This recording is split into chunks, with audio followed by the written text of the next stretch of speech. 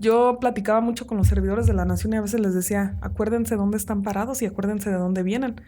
Eh, Imagínate a alguien que toda la vida ha estado en la oficina, que es hijo a lo mejor de algún político o de alguien y que entra a trabajar a la Secretaría de Bienestar o de Desarrollo Social como antes lo hacían, que eres hijo de, que eres pariente de y te daban la chamba, ¿no? Ahí.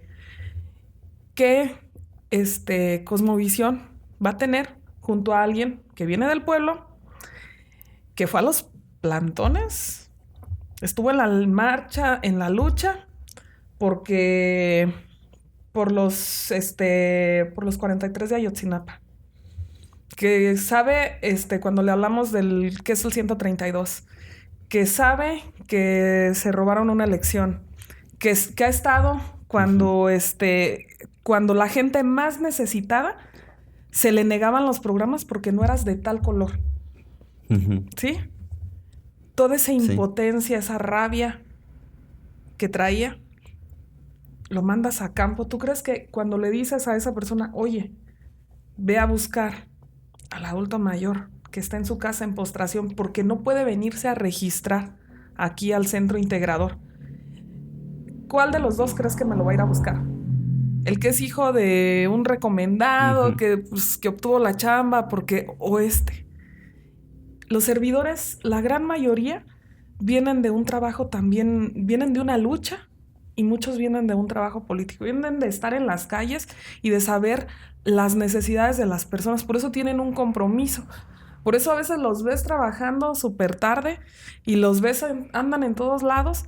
¿Por qué? Porque tienen ese compromiso social. Y no es porque, como la gente lo dice, que es nuestro Mesías, ¿no? Que le atendemos ciegamente. No, es porque tenemos un compromiso social, porque hemos estado en la calle, hemos visto la necesidad de la gente y eso te mueve.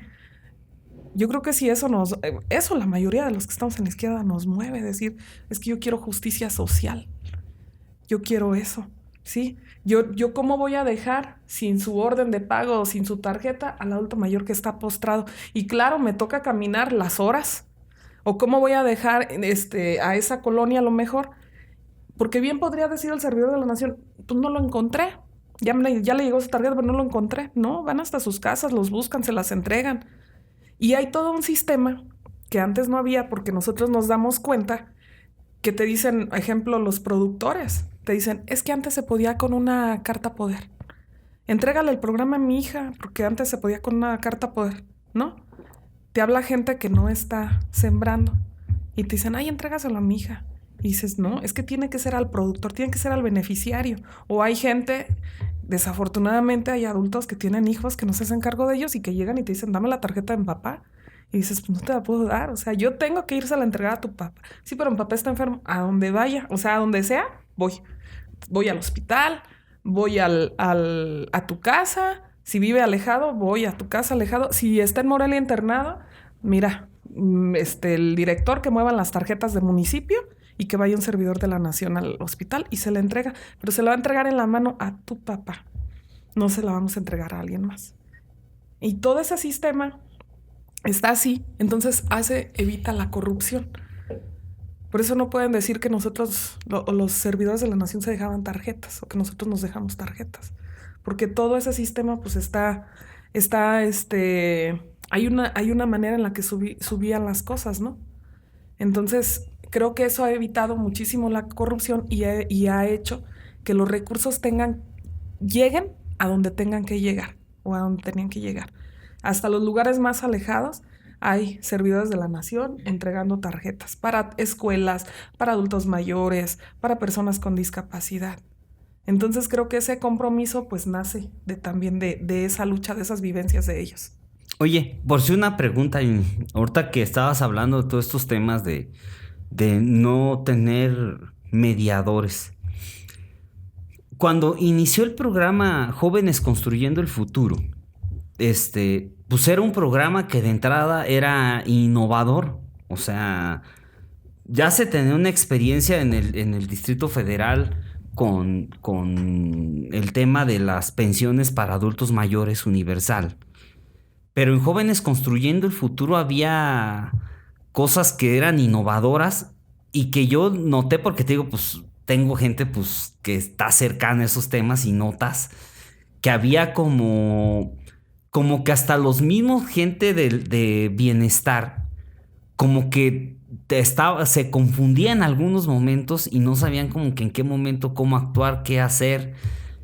Y empecé a notar que empezó a haber un desorden en ese sentido. O sea, empezó a surgir pues todo esto de que los patrones pues se llevaban la mitad de la raya, pues empezaba a haber yo siempre le he dicho, una irresponsabilidad ante los programas. Hay veces que ni siquiera por la gente, obviamente, que estaba estructurando el programa, sino por la propia gente beneficiaria del programa. ¿Cómo ustedes vinieron regularizando eso, Juni? Porque eso sí fue un tema que al principio, y ahorita ya noto ya más regularizado todo esto.